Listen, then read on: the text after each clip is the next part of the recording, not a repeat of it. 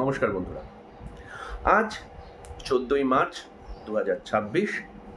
আমি অভিষেক ব্যানার্জি আপনাদের কাছে এসেছি একটু অন্যরকম বক্তব্য নিয়ে।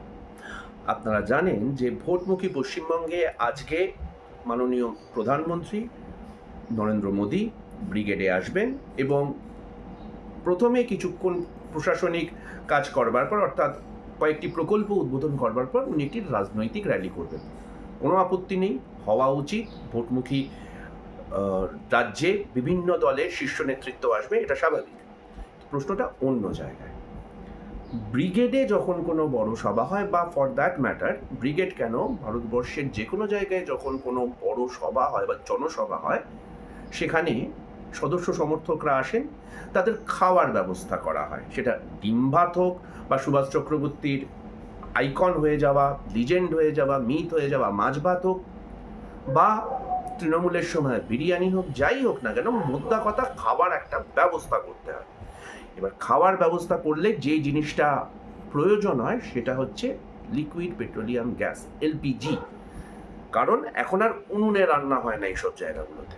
এবার প্রশ্ন, আপনারা জানেন পশ্চিম এশিয়ায় যে সংকট হয়েছে ইসরায়েল এবং আমেরিকার সুবাদে, এখানে আমরা আমাদের জ্বালানি গ্যাস, জ্বালানি তেল স্বাভাবিকভাবে যেটা পাওয়া উচিত সেটা পাচ্ছি না। এবং গত সোমবার ভারত সরকার ইমার্জেন্সি কমোডিটি অ্যাক্ট ইনভোক করেছে। এবার ইমার্জেন্সি কমোডিটি অ্যাক্টে কি বলা হচ্ছে আমি একবার একটু আপনাদেরকে বলে দিই। গত সোমবার যেটা বলা হয়েছে, the natural gas supply regulation order 2026 issued by ministry of petroleum and natural gas কি বলছে, যে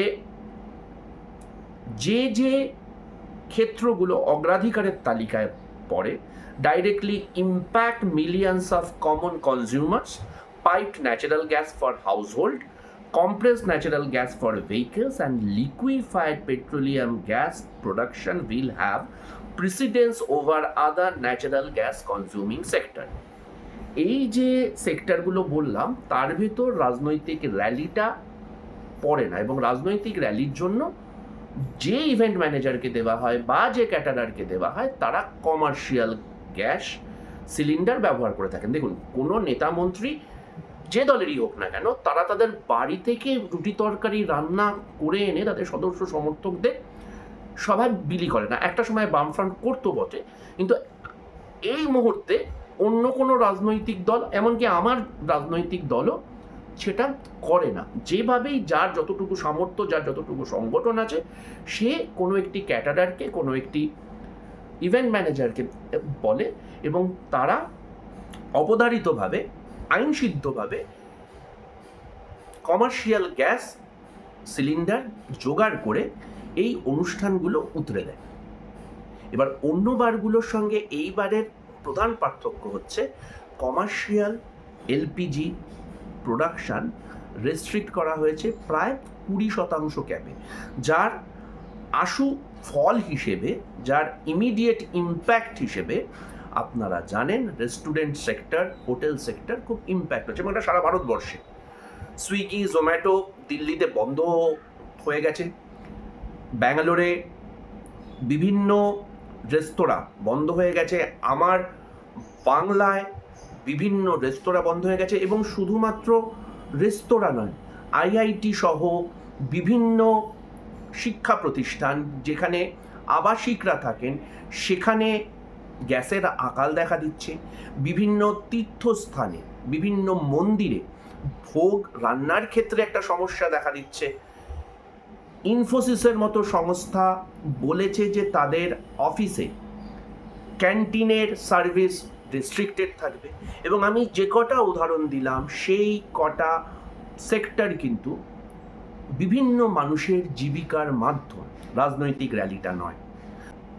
এই মুহূর্তে শুধুমাত্র তো বাংলায় নির্বাচন হচ্ছে না, সারা ভারতবর্ষের বিভিন্ন রাজ্যে নির্বাচন হচ্ছে। আসামে নির্বাচন হচ্ছে, কেরালাতে নির্বাচন হচ্ছে, তামিলনাড়ুতে নির্বাচন হচ্ছে।